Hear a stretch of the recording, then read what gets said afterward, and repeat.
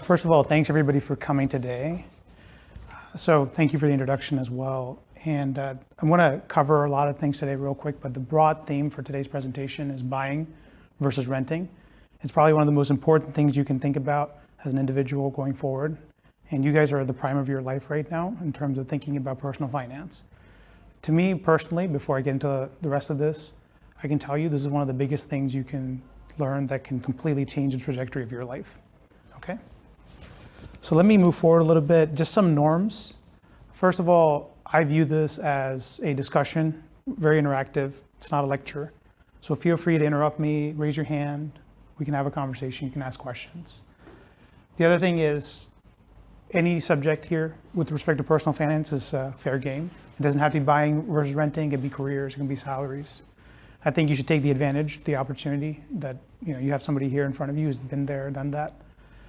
And then last thing for me, since I'm kind of doing this pro bono, is pay it forward, right? Whatever you learn about personal finance today, spread the message. Because a lot of people out there today don't have the resources or the knowledge to be successful. 4 out of 5 people today are living paycheck to paycheck. So it's kind of a big deal. Okay? So let me go into the outline real quick. First, I'm going to talk about myself. I'm going to move into buying versus renting as a concept, like what you should be thinking about. The broader subject within this is going to be home buying. I mean, just getting the spirit of conversations and discussions. How many of you, raise your hand, if within the next 5 to 10 years you're looking at buying a home? Okay, it's about 60% of you. How about next 15 years, buying a home? Okay, that's the vast majority of you. All right, so that's good. So this is going to be important for you. And within that subset, I'm going to be talking a little bit about the trends today, like what's driving economics behind homes. What are some of the things that your generation's thinking about and the previous generation has thought about? The actual process of home buying. I'm going to talk about the economics, actually comparing renting versus buying. And that's going to be very eye-opening for you because there's a lot of things that most people don't even consider. I'm going to talk about the most important salient factors that actually influence that decision. And then I'm going to talk about investment property. So how do you go about actually converting a property into something that produces income? And what are the things that matter for that? Then last but not least, and I think this is going to be fun for you guys, is to ask me questions, a Q&A session. And if we have time, we can cover some bonus material like cars and stuff like that. Okay? So in terms of my background, I'm a chemical engineer by training. I went to University of Virginia. I then went to work for ExxonMobil in the petrochemical space. I worked for them just over 6 years. And after graduation, I'm going to go work for Bain Consulting. So I don't know if you've heard of them. They do consulting. I'm going to be based out of DC. Right now I'm a second year at Harvard Business School, so I'm finishing my MBA. So I'm going to be graduating this May. And this is where I founded Value Over Money. And the whole point behind Value Over Money is to get people thinking about financial literacy and personal finance. I think that's, again, one of the biggest things you can do to change people's lives. And as a side, I'm actually on the board of a nonprofit. I don't know if that means a lot to you guys, but it's a cool thing. So it's a fun fact about me, I'm a chess master. So that's a picture of me playing chess, just in case you had any doubts. I also like to play piano, and I play tennis. I used to play a lot of video games. After getting into business school, I haven't had a lot of time.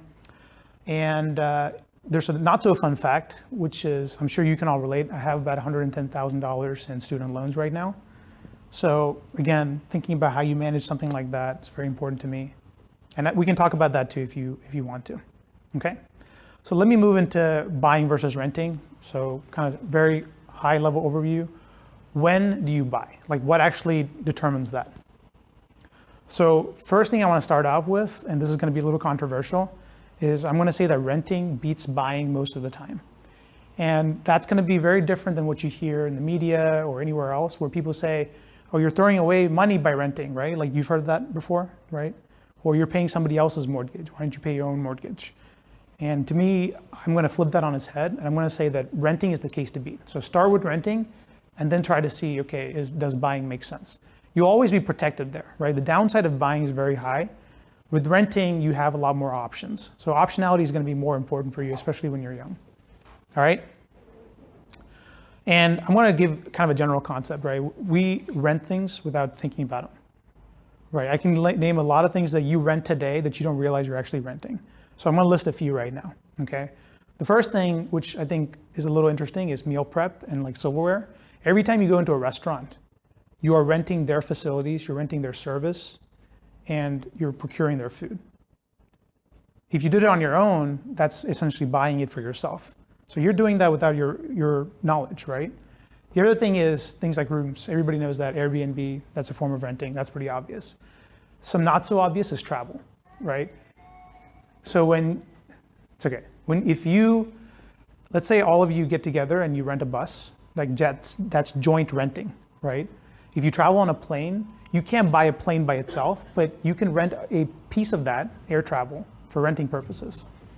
Clothing is pretty obvious. Like how many of you have rented tuxedos or very high-end dresses, anything like that? Anybody raise your hand? Yeah, so you guys have rented clothes as well. So renting is kind of the norm.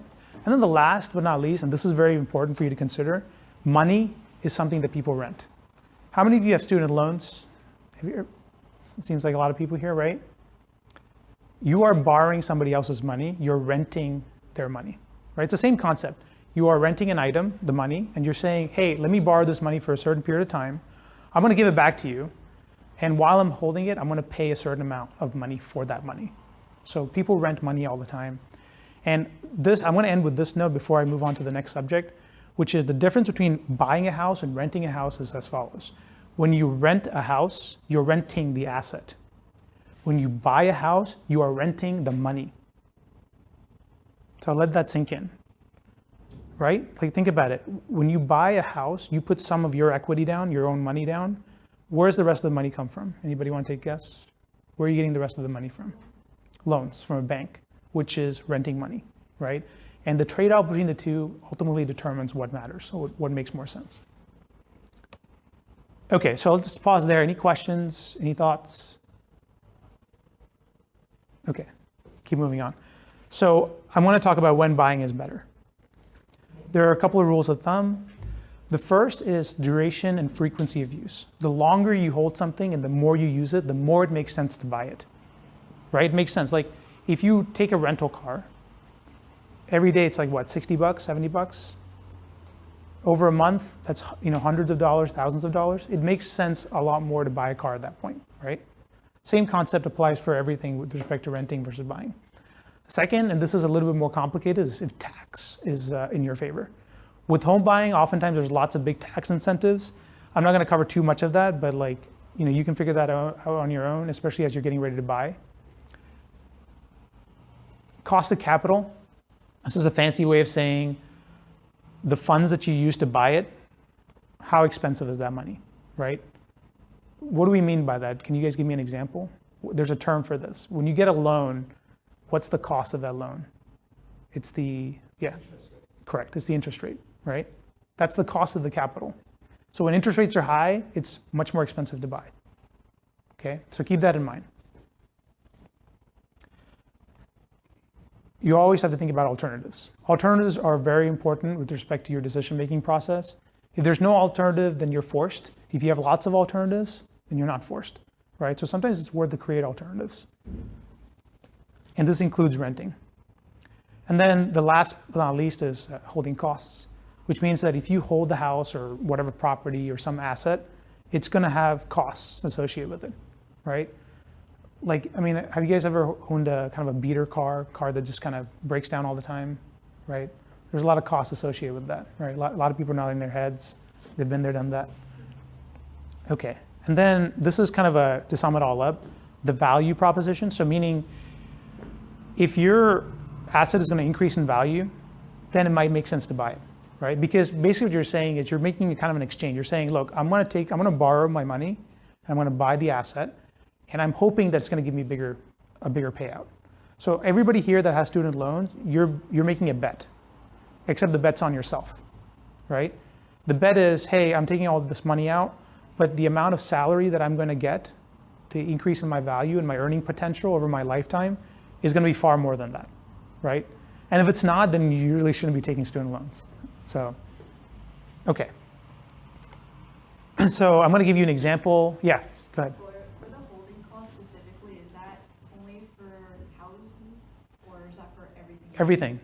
everything. It's a determinant of buying versus renting, right? Like a student loan, for example, there's a certain holding cost.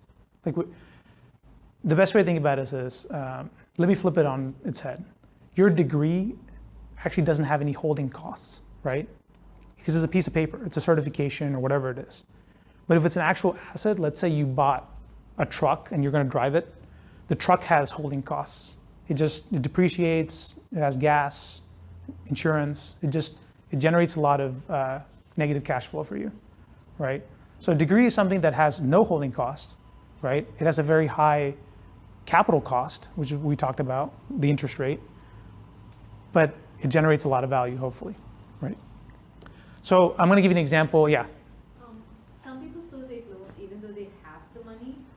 Like for example, I have a friend who can very comfortably afford to pay off her college, tuition and stuff. But yeah, she still chose to take a loan. Why do people do that? There's two reasons. The number one reason is to build credit. Mm-hmm. So, and that's just a fancy way of saying there's like credit agencies that monitor what you borrow, how much you're paying and all of that. And they need credit history. So they look at how often you're paying and then they say, okay, this person's a good credit or they have bad credit, which allows you to borrow better in the future or not borrow better in the future. That's one reason they do it. The other reason is to manage cash flow, right? Like I would say that for me, I'm going to take 15 years to pay off my student loans just because if I take extra money and pay them off quickly, that's cash that I can't use for other things.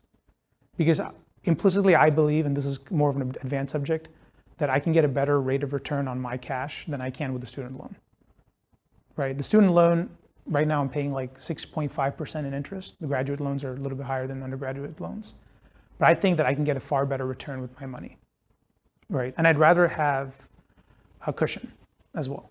So those are usually the two biggest considerations as to why people take out loans despite having the capital to pay it off. Does that answer your question? Anything else, by the way? Great question so far, because I'm sure everybody's else thinking it, but they're not sure to ask it. So I'm going to move into this example. I moved to Boston back in 2016. I had a Toyota Corolla, and I was paying all kinds of stuff associated with it, cost of the car, insurance, maintenance, other costs like registration, titling fees, whatever, right? Rough estimate, $500 a month. When I came to Boston, I basically had a decision to make, and I said, hey, does it make sense for me to continue having a car in Boston now that circumstances have changed? The short answer is no. And how I managed that is I thought about the alternatives, and the same things we just outlined. The holding costs of a car are high. It's basically $500 a month. There's no appreciation value. Cars don't appreciate in value, they depreciate, right? So that's one other thing. In terms of alternatives, there's lots of alternatives, and they're cheap. Like Uber, Lyft, taxis, public transport, walking, biking, all those are very cheap relative to having a car. So I basically did a rough calculation, and I said the maximum that I would be expecting to pay a month is $180, right? In fact, I'm paid closer to like 100, so I'm saving even more. So comparing owning something versus the alternative, which is occasional renting or whatever, it's a no-brainer, right? My savings is essentially, after all of this is taken out, is $320, right? In fact, it's more than that, it's close to $400 a month. And here's the thing is, saving is the same thing as earning, right? If I avoid an expense, it's the same thing as earning money, right? There's no difference. If anything, expenses are better, because what happens to earnings when they come into your pocket? Before they come into your pocket, taxes, right? So think about it this way, rather than think of earnings as superior, think of costs as superior. If you save costs, they have a 30% multiplier, just off the bat, right? It's like you had 30% extra savings on top, because the only way to make it up is to take tax out, right? And you guys are all promising individuals. I'm sure you're going to be at a very high tax bracket one day. So think about that, okay? All right, so I'm going to talk about buying a home and some of the trends that are associated with buying a home, all right? So the fact of the matter is home prices have grown faster than inflation. And I want to just quick pulse check. You guys know what inflation is, right? Okay, good. It's just cost of living goes up every year. Everybody's raising prices, more money. And the reality is back in 2017, so just last year, it was $206,000 is the median home price. So if you looked at across the United States, what's the median? It was around 206,000. We're not talking about sale houses, houses for sale. Those are a lot higher usually because people, those are happening at kind of the higher end of the market. But if you look at median, it's $206,000. Back in 2000, it was like 119, right? So it's not quite doubled, but close to that, right? But that's over roughly an 18-year period. So the math behind that, it's about a 3% per year increase, right? During that same time, inflation was about 2%.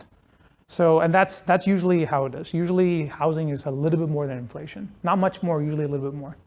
Oftentimes they consider it an inflation hedge. Do you know what that is, an inflation hedge? It's just a fancy way of saying that when inflation happens, you're protected against it. It hedges against the inflation. Like if inflation goes up, land, houses, everything goes up, right? So it doesn't matter, right? You're protected against it, right? If you have a bunch of cash and inflation goes up, the cash loses value, right? It's not inflation hedged, okay? So a couple of other things though, a little caveat here is if you look at actual big cities, the rate has been a lot higher. It's been like 6 to 7%. It's been crazy, right? I don't know, how many of you guys are from big cities? Okay, so you've probably seen it, right? Huh?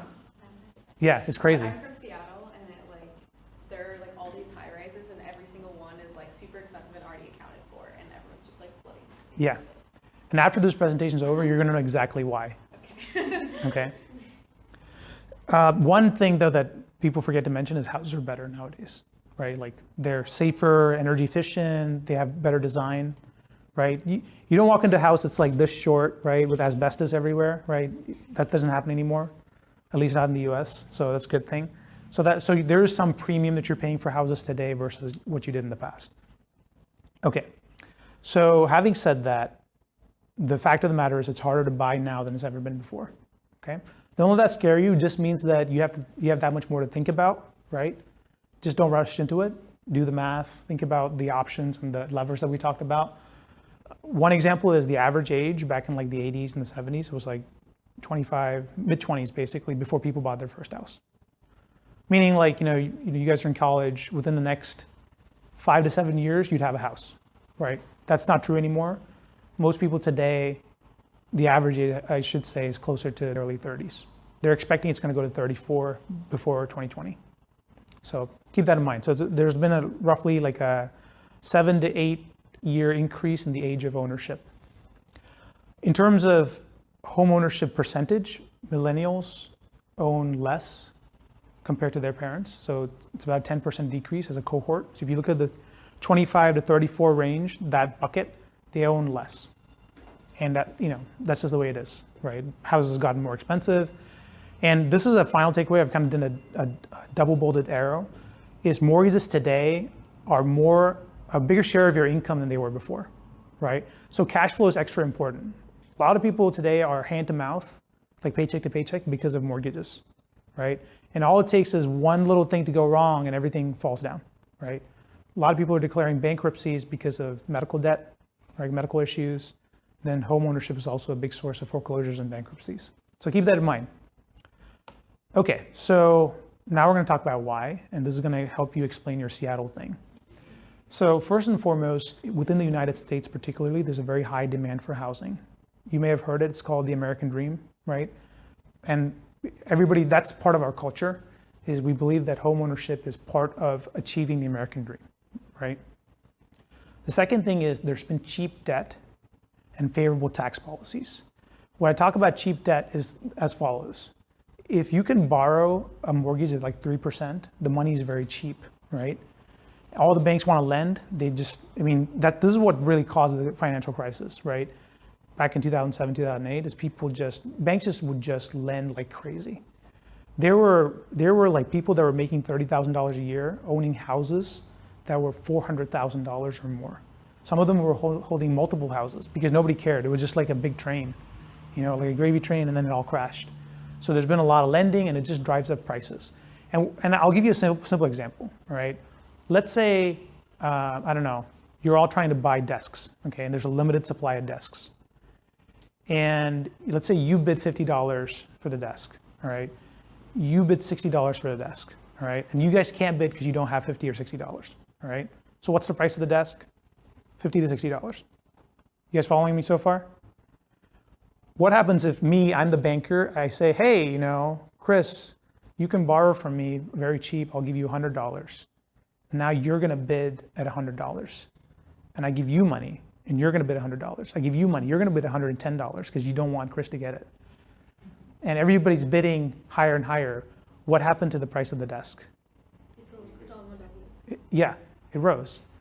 But nobody ever thought about, is the desk actually worth $100, right? This is what happened during the financial crisis. It's called a deleveraging, right? All this borrowing is called leveraging because it's a lever. It increases the ability for you to pay. And deleveraging is when all that debt just suddenly becomes worthless, right? All these people, and maybe your parents had to deal with this and be unfortunate if they did. All these people are sitting on a house that's basically underwater, right? They paid a lot of money for it. They put a little bit of equity in there because that's all they could afford.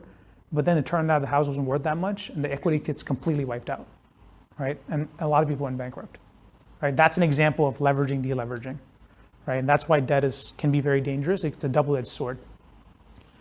The third one here, let me talk about the favorable tax policies, I think, before I move on to the third bullet point. Does anybody know what the mortgage interest deduction is? So before I get into that, do you guys know what deductions are out of taxes? Okay, so some people are nodding their head, some people aren't so sure. The idea is you pay taxes. There are certain things you can basically say, hey, these are some expenses I don't want to pay taxes on. That's a deduction.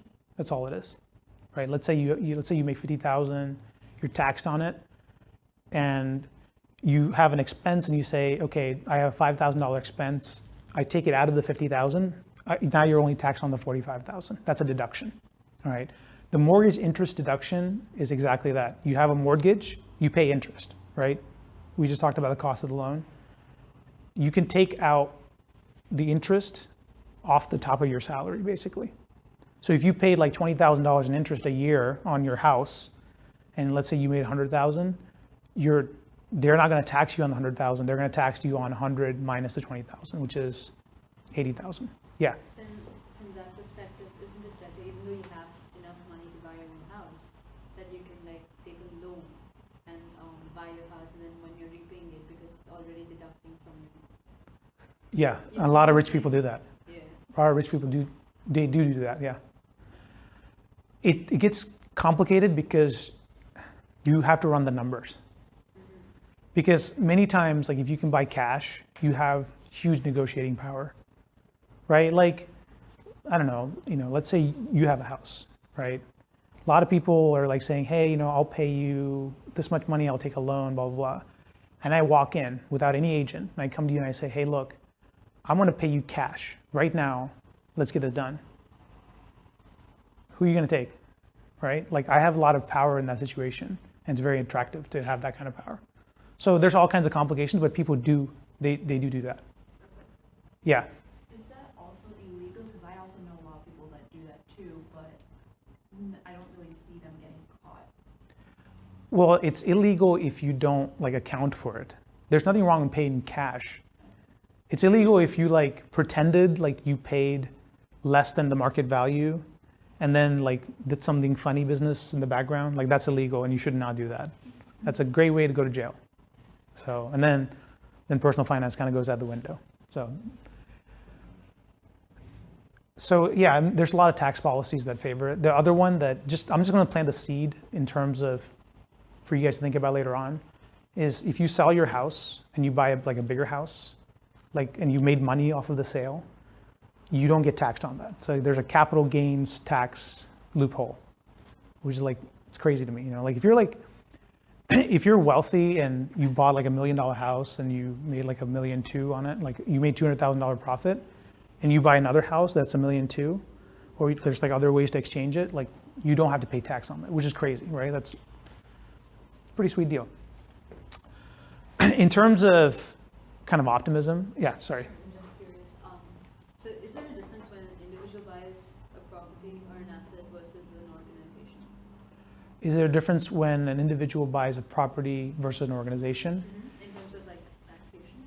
It depends on if the organization is nonprofit. Okay. if the organization is, well, there's also other things as well. Because there's like different tax treatment for commercial properties versus residential properties. With nonprofits, like if they're like tax protected, they don't have to pay taxes. Like churches, they don't pay taxes, right? Like they don't pay property taxes, stuff like that. Let's assume a case where it is a for-profit business. Yeah. At least back in India, a couple of companies, what they do is that they just buy assets and stuff, like cars and all these luxury cars. Mm-hmm. But the owners, the CEOs, are the ones who are actually using it. And they sort of gift it to the CEOs. Yeah.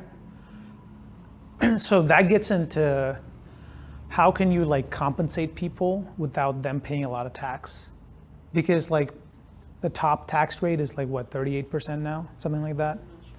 And then you add like Social Security, whatever, FICA, Medicare, all that kind of stuff, state, local tax. It's like a lot. Like 45% of your salary would be, the top tier is gone. But if you have a car that the company's paying for, then you can basically have the person use the car. They have a perk that's essentially tax advantaged, right? Do you guys follow what I'm saying? Okay. Great questions. I love this, and this makes it more interactive. In terms of Gen Z, and there's a lot of definitions for Gen Z. I've heard like 1997, people born then and later. So I would assume most of you guys are Gen Z. Apparently they're more optimistic. This is like what studies say. Maybe you are, maybe you're not, I don't know. Maybe because you're in the personal finance club, you're less optimistic, I don't know. But basically, they believe that, they still believe that the American dream can be achieved, and buying a home is doable and it's part of that process. So the optimism is good, and I love it, that's good. I can't really say that for the millennials. I don't know if you've heard this expression, look at these millennials walking around like they rent the place, So, and this is really unfortunate because millennials were particularly impacted by the 2008 crisis, right? And that kind of sticks with you because you go, wow, everything gets this screwed up. It's a really big problem. Okay, so I'm going to talk about the buying process. So it's much more simple. I mean, there are more caveats and nuances to this, but it's fairly straightforward in terms of what you do, right? Like first you find a realtor and you get them to show you houses. You like a house, and then you say, hey, let me make an offer. You go inspect it, make sure there's something wrong with the house. You negotiate with the seller. You tell them, hey, your appliances are crappy. You need to give me $1,000 rebate off the top of your house, stuff like that, right? Negotiations happen. You get a bank loan, and this part of the process can happen in the beginning too. In fact, I would recommend you try to get those things worked out because you can get more negotiating power. A lot of it's, one thing you should always take away from this particular presentation is negotiations are very good, right? You can save a lot of money just by negotiating. A lot of people they don't negotiate, How many of you guys had multiple acceptances to college? Okay, did any of you contact the financial aid office and politely negotiate? Okay, good. Good to hear. Right? Politely being the key. Can't be like, I'm kind of a big deal. It would be, nice if you take off $10,000 off the top, There's a way to negotiate, right? It's not that hard, but it can literally save you thousands. Honestly, negotiation for me is probably the biggest value saving tip because there's just so much out there. So you negotiate, you get your loan approved, you have a bank, right? There's a term right here called FHA. And now, without getting too much into the weeds, FHA just stands for Federal Housing Assistance. And the idea is that you can actually get a loan lower than 20%. Like, you have to put a down payment, right? You guys ever heard of this? You got to put a 20% down payment. Well, you can go lower than that. You can go all the way down to 3.5%, which is really, really low. And I would highly, highly discourage you from ever going down that low because you are severely leveraged. Leveraged meaning you have a ton of debt, right? If anything goes wrong, the debt will just crush you. So be careful. The other thing is that when you go down that low, there's something called PMI, which is property mortgage insurance. Basically, like everybody knows that if you go down below 20%, you're a higher risk, right? Like there's higher risk involved. So they make you pay insurance. PMI literally stands for property mortgage insurance. So that's an additional fee that you had to pay if you go below 20%. So now the closing process happens. So you basically, the bank gets involved, your realtor gets involved. There's like a lawyer in the background that you never see. The seller gets involved. There's lots of paperwork. You sign like 30 pages of paper, initial here, initial here. Your funds get transferred, and then, the loan gets approved. There's like a title search and transfer. All kinds of stuff happens, and then you get the house. It's a very amazing thing. Usually your cost as a buyer is around 3%. So, just to lighten the mood, if you bought a $400,000 house, what's 3% of that? 12,000. Right? So between the loan cost and the realtor cost and all these other costs, that's how much. Now, if you're smart, you can negotiate a little bit off the price, right? And then a lot of times they take that closing cost and they put it into your loan. So you're not paying it right away, you're paying it out into the future somewhere. So there's all kinds of ways to manage the cash flow again. And now that you have your house, you can just live happily ever after. That's the American dream. So there you go. That's the end of the presentation. I'm kidding. This is all true until you're ready to sell. And then selling, there's a big bite that you have to take out of your profits. And sellers pay a lot. They pay like 6% usually, right? And there are areas where it's even more expensive. They can pay up to 8%. And a lot of that goes to the realtors, right? Because they help coordinate this process. They take a lot of the value out. So, you see some of those realtors out there, they're like selling the $1 million houses, right? They're driving their nice cars. It's because if they make one sale, they make a good commission, yeah. I actually do know homeowners that try to get a real estate license instead, so they don't have to pay any of that.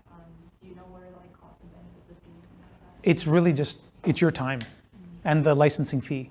Oh, there's a licensing fee? There usually is, yeah. Usually there's a licensing fee. Usually like you have to buy materials. I would assume that that's trivial compared to how much you could save. But think about it this way, there's like all kinds of ways around the system. Wouldn't it be nice to have a neutral third party representing you? There's a price, there's an advantage to that, there's value in that. Because if it's you, you're kind of invested and there's a conflict of interest, right? I don't know. I personally would not do it, or I try to find a realtor that can give me a lower price, like you can negotiate there too, right? The other thing is just don't sell for a long time. That way the transaction cost is just lower overall, right? As a function of the broader equity that you're getting, right? But yeah, sorry, go ahead. So when you say negotiate with the bank, it's in terms of your loan repayment scheme and stuff. Or with Anything. How about this? You're going to play a bank, okay? Mr. Bank, I'd like to get $100,000 from you. And what do you say to me? To look at your credit score. Yeah, give me an interest rate. 12. Okay, 12%? Okay, great. I'm just going to walk out the door. Okay. Let's say you're a bank. I come to you, same $100,000. What are you going to offer me? 5% interest rate. Okay, so I'm going to come back to you and say, hey, I have XYZ Bank offering me 5%. Can you do better than that? 4.8.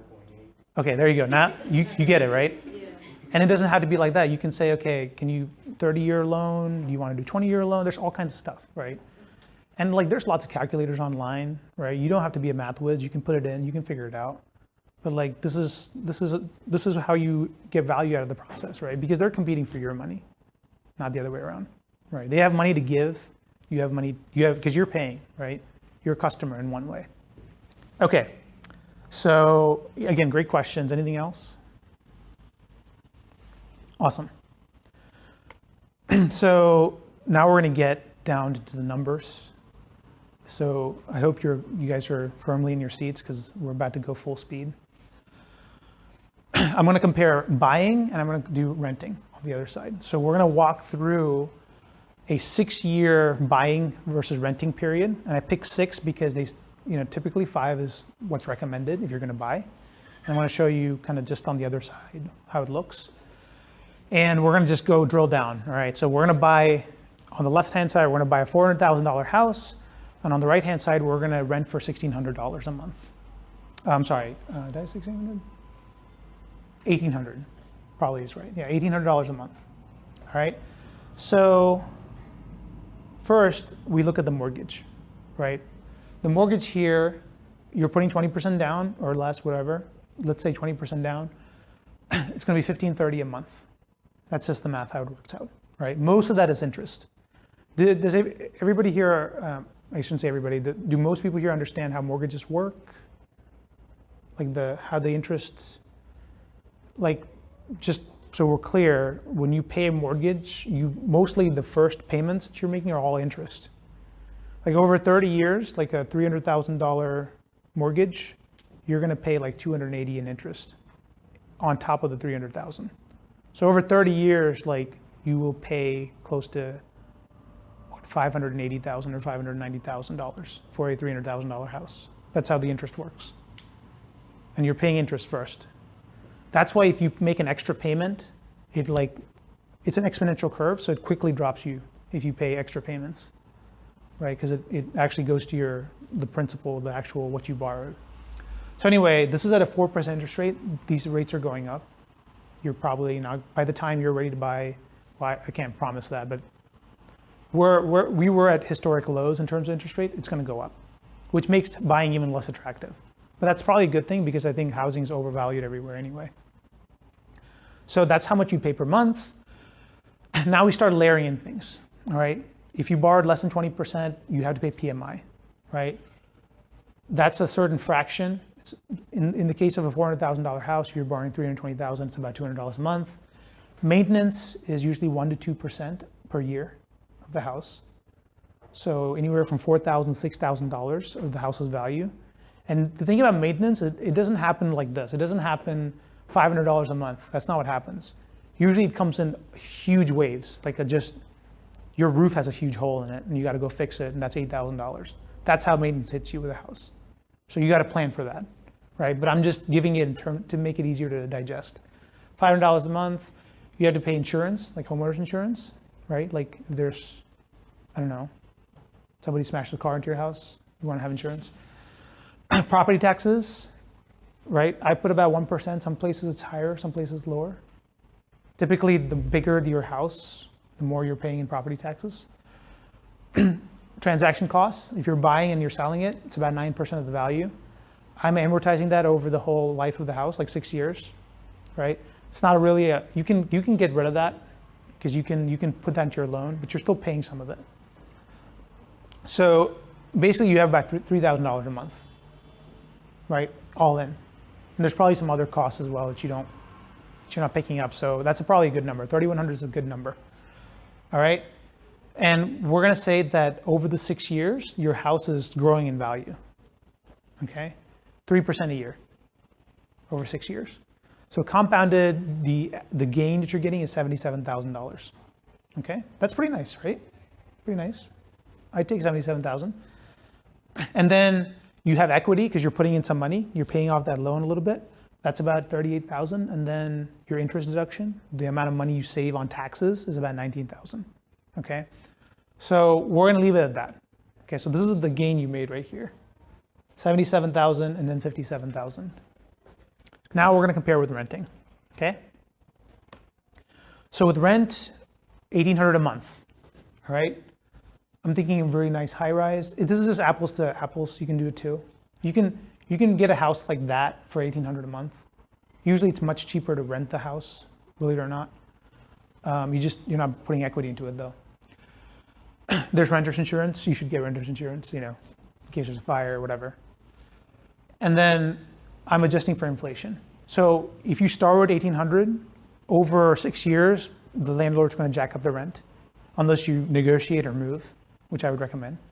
But let's assume that you're there and you're getting hit with a 3% raise every year.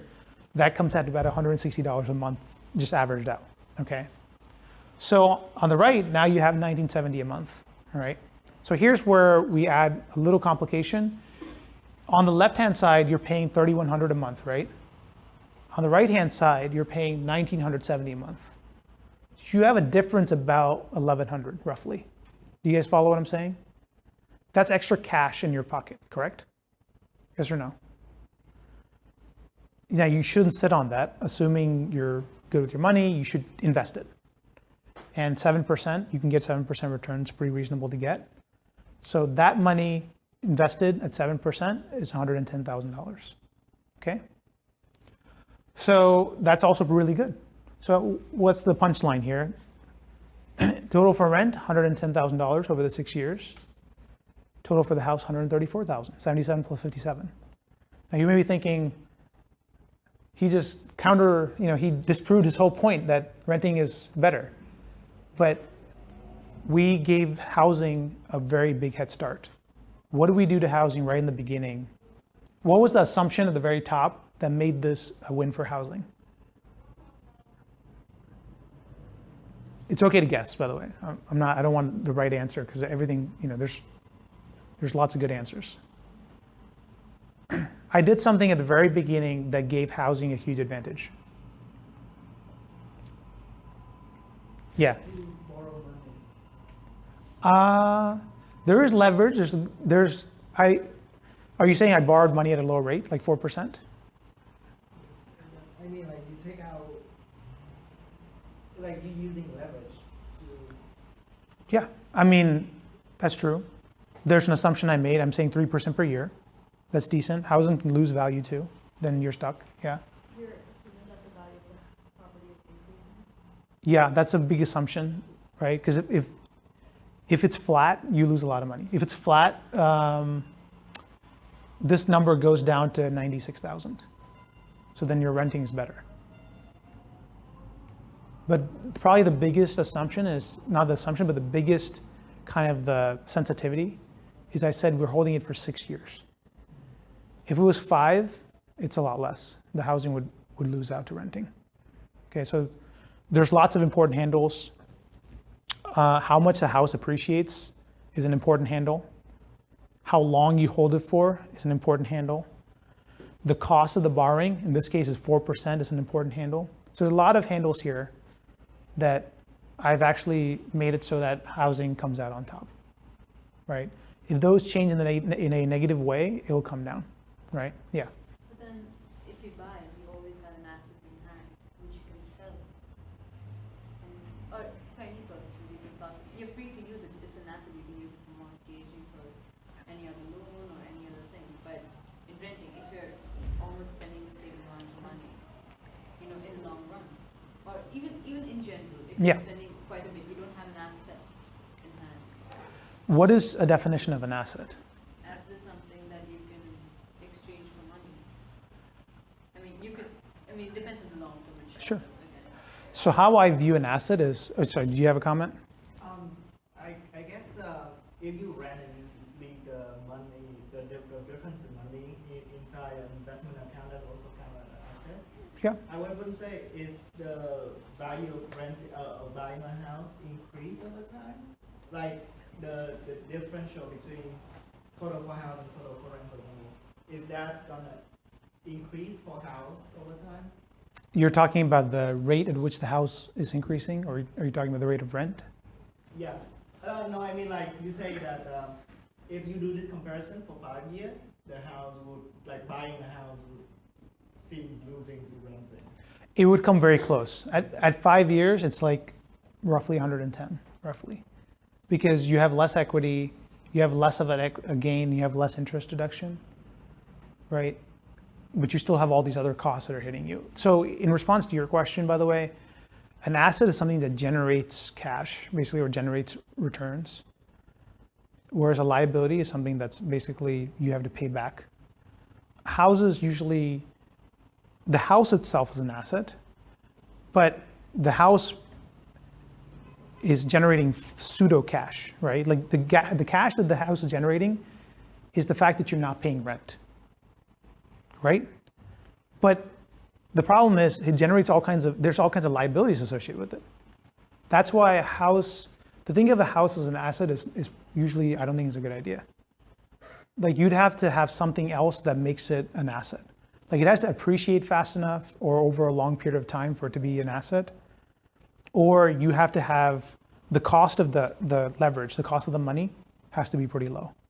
Like if you have 20% and you can afford it and you're going to hold it for 10 years, housing is usually good, buying is usually good because then it acts like an asset. Yeah. Is it an asset if you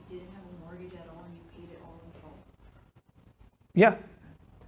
Yeah, I mean, even then, you have to think about the cost of the house, like the upkeep cost. Because, I mean, you have to fix houses, there's insurance.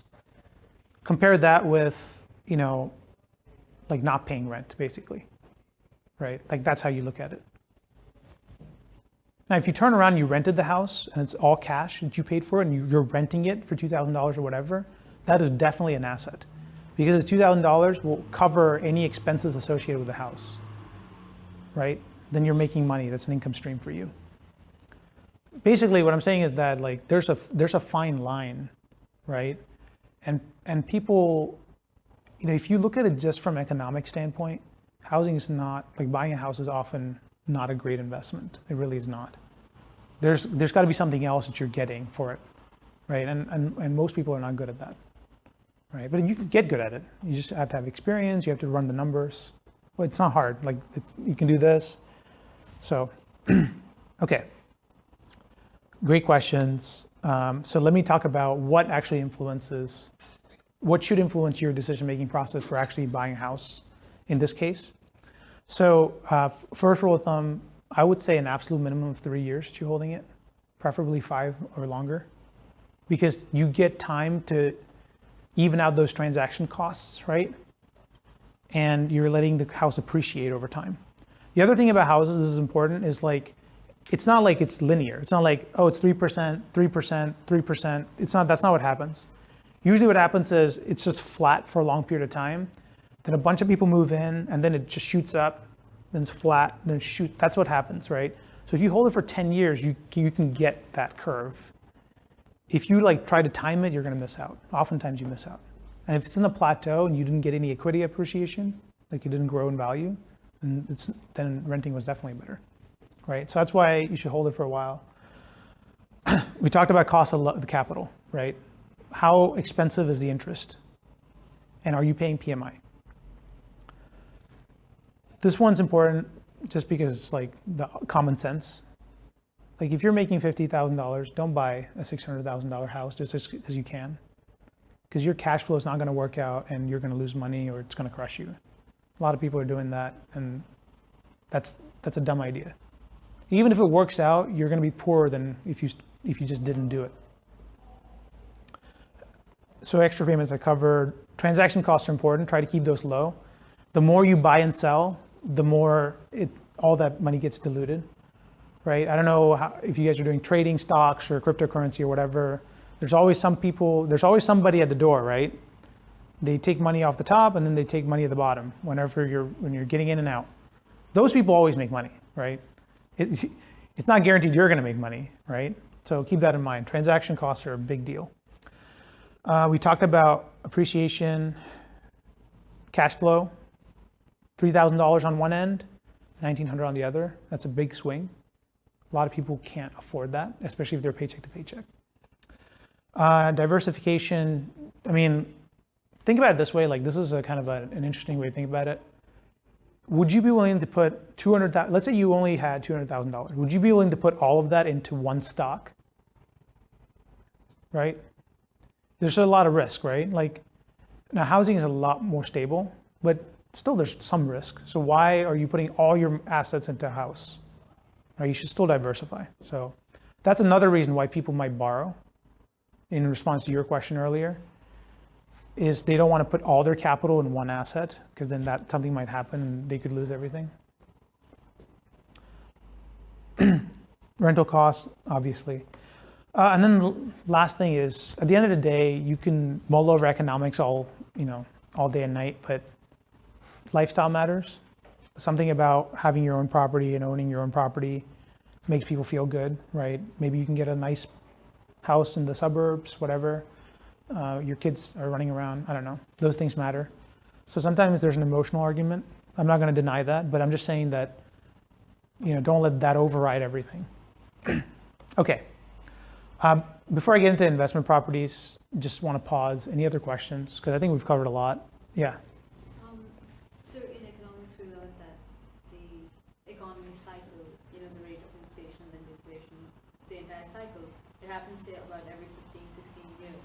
So is it more advisable that, especially US being a market where, it's housing is really crucial, the price of housing is really crucial, we'd rather save money now and have like a reserve, wait for like the economy's, the cycle to come again when the prices of the houses crash a bit, or at least lower a bit, and then buy a house, as opposed to buying it at this stage, because like the last crisis was about a decade.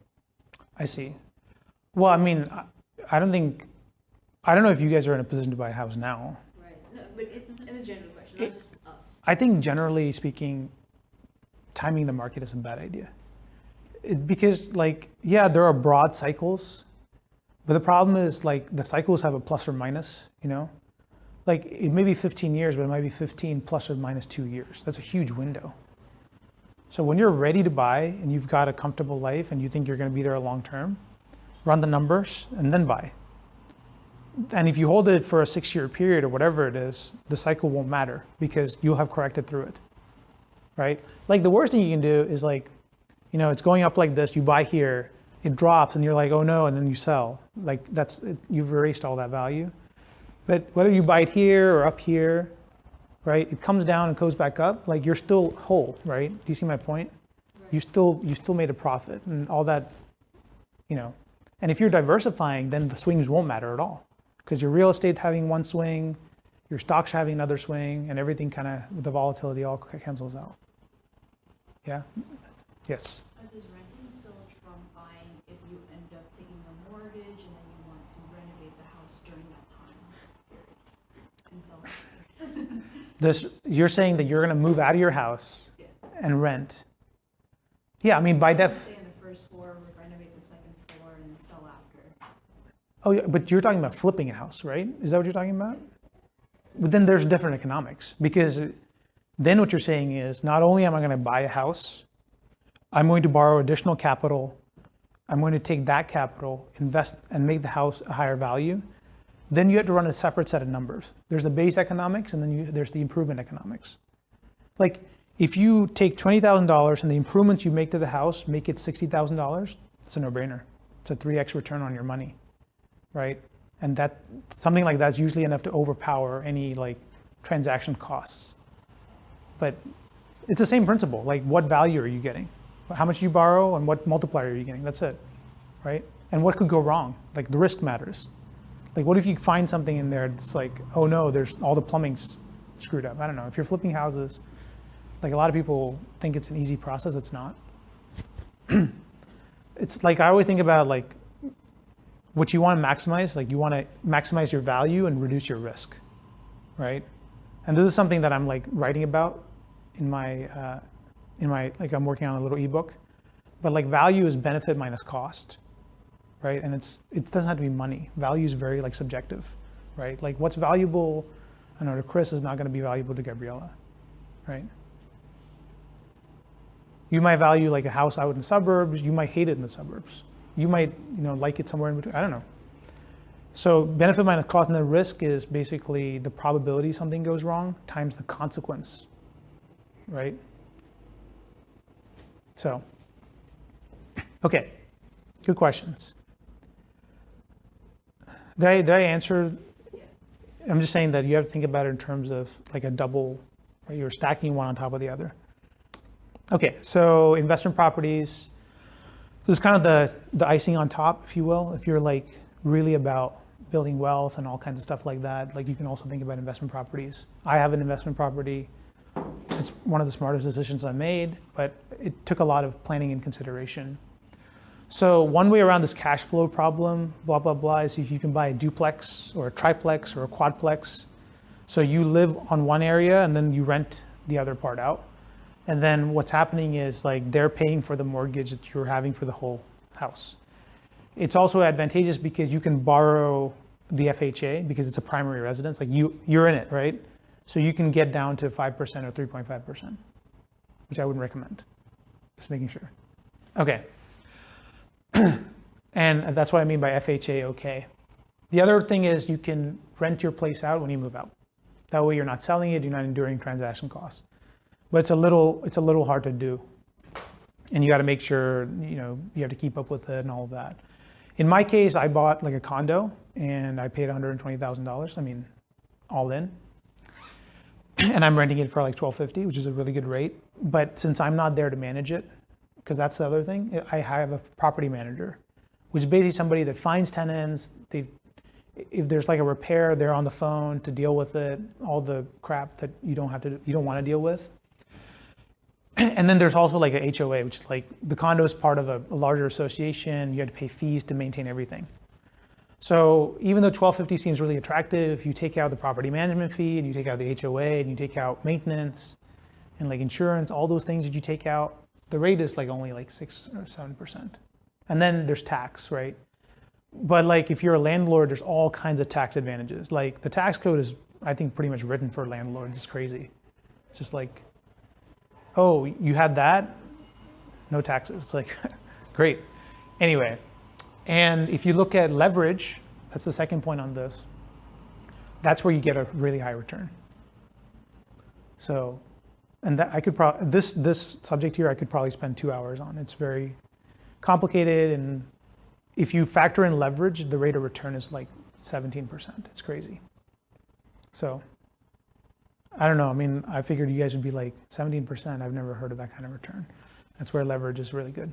But, you know, you got to be very smart to get very high return, and you have to plan it correctly. So I think I got lucky with this, honestly, but that's an example where you can get around the cash flow problem. And this is one way I think about investment properties.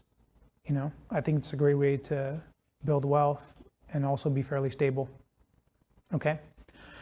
So anyway, I heard a scientist say to me that, not say to me, but wrote an article that said that people don't remember most of a presentation, and they only remember 10%. So what I'm about to say next, 3 big takeaways, rules of thumb.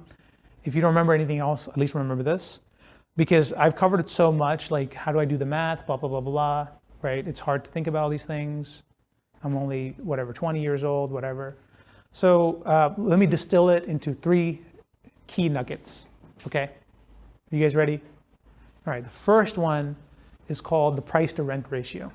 All right, this is the price of the property divided by the comparable yearly rent. Means if you could buy a house for $400,000 and the rent yearly is like, I don't know, $20,000, that's a price divided by the rent is what? 400,000 divided by 20,000 is 20. Okay, that's the price to rent ratio. A good rule of thumb is if it's greater than 20, you should consider renting. And again, this is a rule of thumb, right? It just means that start with renting as the default, then convince yourself why it's worth to buy. Okay? It's a good way to think about it. I'm not saying that you can't find something that's 25 and it's a slam dunk, right?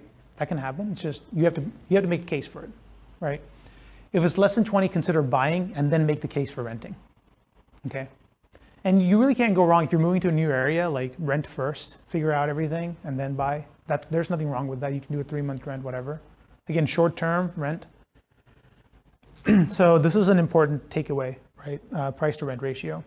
And some people say it's 20, some people say it's a little bit higher than 20, but 20 is an easy number to remember.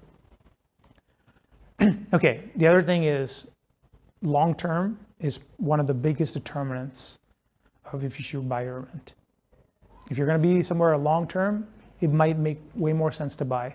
If you're going to be there short-term, it's almost always renting is better. Okay. And then the thing about hot market, like none of us here, I would assume, are like real estate professionals with 10 years of experience. It's really hard to like know what a hot market is and what isn't. Right? Like you need to do all kinds of analysis. So this is almost like a crapshoot. So just be careful. And then the last thing, which is probably from a practical standpoint, the most important thing is manage your cash flow. Where people get into trouble is not net worth and all of that. Where people get into trouble is they forget the ins and the outs, right? That's how people go into bankruptcy. The bank doesn't care if like your house is underwater or you just lost your job, whatever. They just care they get a check in the mail every month. That's all they care about. They don't even care how you get it, right? They don't care if you got it from your job or you just had a bunch of savings and you're just paying until you can find a job. They just want the check in the mail. And if you miss that, they will come down on you in a heartbeat. They don't care. They will default. They will foreclose on you very quickly. I mean, you can still negotiate, right? Like, but still. Okay. Here's some price to rent ratios just so that you kind of get a feel. At the top, you have San Francisco, California, with almost 46. You know, what's funny about the price to rent ratio is it tells you nothing if it's affordable at all, right? Like California, like it's like $1 million, and then the rent is like I don't know, $40,000. It's something crazy. Like it's just hard to rent or buy, right? But if you go to California, right, and you're there for a short period of time, you should definitely rent. That's what this is telling you. Like if you go to San Francisco. New York's there. Are you from New York, right? Yeah, there you go. New York's pretty high, right? And that's an average of New York. I'm sure you could find places in New York that are cheaper. DC's pretty high, although you can probably find a good place.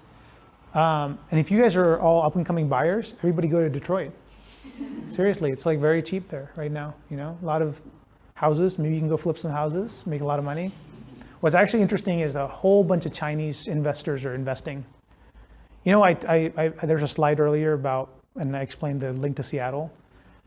Like, there's so much money in China right now, and they're just finding places to put it, and it's all coming to the U.S. and Canada. Like, there's so much Chinese investment, like wealthy individuals in China are investing so much that in Vancouver, in Canada, they actually had to ban. So it's just crazy. Like, they're banning people, but then people are getting around it. Basically, the idea is like, if you're a foreign national, you can't own more than X. So then what people are doing is they're buying a company, and the company is buying the property. Like, then there's no point for the law, right? Anyway, so there's all kinds of stuff here. And then at the very end, I just put Boston, since you guys may have aspirations to be here long term. Boston's definitely on the other edge. It probably makes more sense here. I'm assuming every single one of you here is renting for this reason, right? But that doesn't mean that you can't find good spots here. I would think that like downtown Boston, Cambridge are all out of the question. And this area is definitely out of the question, Back Bay, right? Probably these areas are like 30 plus, easy. But if you go to Alston or Framingham or somewhere out a little bit more north or whatever, you can probably find something that's closer to the mid-20s, low 20s. Yeah. Where can you usually find the actual price of the property on? I mean, there's all kinds of websites. The realtor will also have that information. Like Zillow. Would they tell you? Huh? The actual, when you're renting an apartment, would they tell you the actual? You can get an idea, right? You can do a price per square foot, right? Like, and then you can just multiply. You can get an idea of what that same property would go for the price per square foot. You can definitely get a ballpark, honestly. Or at the end of the day, like it could be a personal decision. You could just say, you know what? Screw that, I don't want to buy that. I'm just going to rent like an apartment and it's much cheaper for me. Right? That's the thing about personal finance. It's personal finance, right? That's the first step. It's about value for you first. Okay? So I just want to make sure. Okay, I think we're good on time too. Before I move into the Q&A, I just want to let you know, like I'm working on an ebook. I'm probably going to price it very cheap. Just so that students everywhere can read it and people in any country can read it. But it's basically, it talks about personal finance on a very, very like fundamental level. I'm not going to talk about like leveraged buyouts and like, how do you structure equity swaps and nothing like that, right? It's just going to be like, okay, what is value? What is risk? How do you think about it? How do you create value? What are people forgetting the basics, right? It's more about reprogramming your brain about thinking about personal finance, right? Hopefully you heard a lot of like interesting concepts here that have changed the way you think about housing and all of that. But this book will be that on steroids, basically. So it'll be like, wow, I never thought about that. I didn't think about risk, right? And then, this is just a website I have. I write some articles every now and then, but it's just kind of a way to reach me. And, I do these kind of presentations. So, and if you have any like associations or like other clubs or whatever, and you need a speaker to present on things like this, I give a lot of different topics, presentations on a lot of different topics: career, finances, housing, buying, investing, risk management, all kinds of stuff. I'd be happy to do it. If it's like exclusively for students, and I have time, I can do it for free. But if it's like for a larger organization or for a corporate event, I usually do charge. But again, I'd be happy to spread the word. And you can contact me. That's my email address. And you guys have my email address as well. So you're welcome to do that. So with that, I'd like to open it up for Q&A. If you guys have any residual questions. And again, it does not have to be about housing and home buying and renting and all that. Yeah. What first sparked your interest in personal finance? Ooh, I was probably like 14 maybe or 13. Just started like thinking about money and didn't understand it. There was like a couple of different books I read. Just got exposed to it. It's funny how you get exposed to certain things and it just sparks an interest. I read a book like probably when I was 15 called Rich Dad, Poor Dad. You guys may have heard of that book. Yeah, it's definitely a game changer. I mean, there's a lot of things wrong with it, don't get me wrong, but there's like the fundamental premise is that about cash flow and assets versus liabilities. He defines them incorrectly, but like the thinking is correct. Thinking is very correct. So that, and then like I started doing more and more research, and then it just kind of snowballed from there. And then by the time I was 20, like I knew a lot about personal finances. I knew so much, like it was freaky. Like I was like giving advice to people who were 20 plus years older than I was because they just didn't. It was like daunting for them. They didn't understand how it worked. You know. So yeah. Yeah. Go ahead. Do you have any I'm sorry. Sorry, it seemed like I was interrupting. Oh no, I was just gonna say, like, you know, it's almost like a drug. Like you get a little bit of success and you're like, okay, this stuff actually works, and then you build on it, and you want to learn more and more and more, and you just get better and better at it. And you know, I think I have on my website, like by the time I was 25, I had like $250,000 in retirement. I had my own investment property, like everything was paid for, and that was miles ahead of anybody I knew. And that's what it can do for you. So if you're all here, right, like, you know, and you're thinking about, should I do the personal finance club or should I do the tennis club? You know, you should do the personal finance club. So yeah, your question? So I'm a senior right now that has a job in the city. Yeah. I'm actually from New York, so I'm aware of all of the costs involved. But what are some things to keep in mind of when you're moving into a city for renting For renting? as an entry level? Sure. Where are you going to be living? Boston or New York? New York City. You're going to be in New York City? Try to, like, there's like an optimum between the transportation cost and the time that you spend and the actual cost of the rent, right? And the best way to optimize value, like think about it in terms of value, don't think about it in terms of money, is like what really matters to you. Do you need to be really close to your work? Is that the most important thing for you? Are you okay with commuting 30 minutes? Is that okay? You're on a train, you know, is that okay? Roommates are a great way to create value, because suddenly instead of paying, I don't know, $3,000 a month, you're paying $1,500 if you have another roommate. And you have to ask yourself, you know, does where I live, is that really important for me? Like if you're investment banking, you're not gonna be living at home. You're gonna be living in the office, if you know what I mean, right? Like you're gonna be working 80 hours a week, 90 hours a week. You just need a place to, you just need a bed pretty much at that point. You can sacrifice a lot on the home front. So it's just trying to optimize different things. I find that a lot of people, especially in New York City, they're house poor. Like they make this much money, and then like that much goes to housing, right? Then they have this much. Because they're like, oh yeah, I'm in a happening part of town, it's awesome, right? But like, I don't think it's worth it. Any other question, by the way? I hope I kind of got at what you were. I have a little more specific questions, but I can take that one. No, I mean, if you want to, you can ask, because I imagine people have similar thought processes here in terms of what they want to know about. I think most young folks are going to go to a city, unless you're all going to go to Duluth, Montana, or Wyoming, then power to you. Yeah. I was thinking that, like, at one point, for example, salary, is it more comfortable to actually invest in property? I think, like, to put it simply, is that from how the economy is right now, and from like inflation, and even like the time it would take to get promotions and whatnot, and even change jobs, at what point do you think that it's comfortable in terms of capital that you have to actually invest in it, rather than like wait? I think in terms of buying a house, the biggest consideration is how long you're going to be there. That's the number one consideration. Number two is like the economics, like the obvious economics of renting. I think like a city, it's almost always better to rent if you're in the heart of the city. Now, if you're okay with like buying a property outside and commuting, then it can work. In terms of like salary over the investing, like I think saving and investing just beats salary hands down. And the reason is because with saving and investing, you basically are not, it's not time linked. Like salary by definition, like you have to put in a certain number of hours of your time in order to get that money, correct? Like you have to show up to work. Whereas with saving and investing, like there's a bank of money just doing its own job in the background.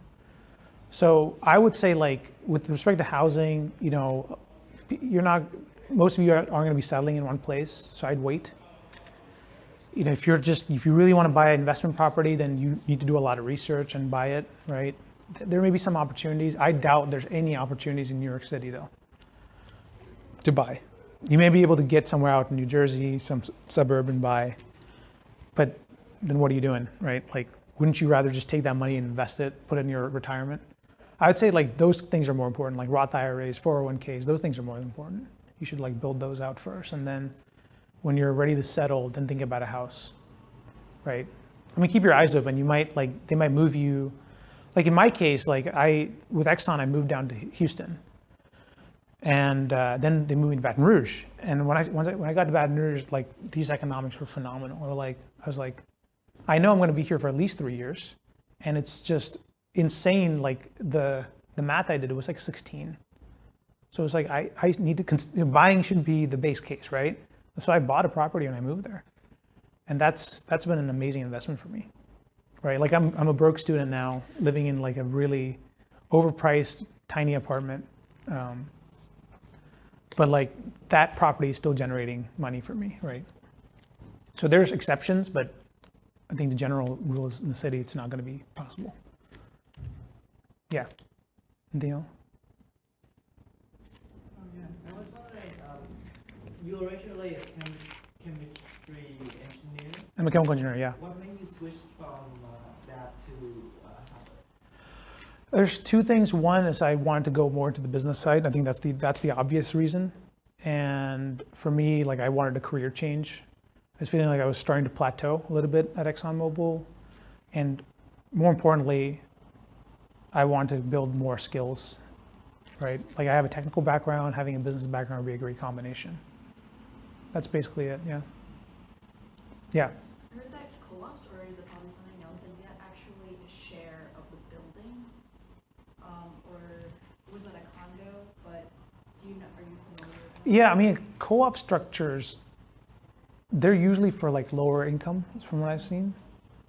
I'm not too familiar with that. I mean, like I've seen the kind of co-op structures before, but I don't think they're geared towards like people that are going to be like earning a lot of money.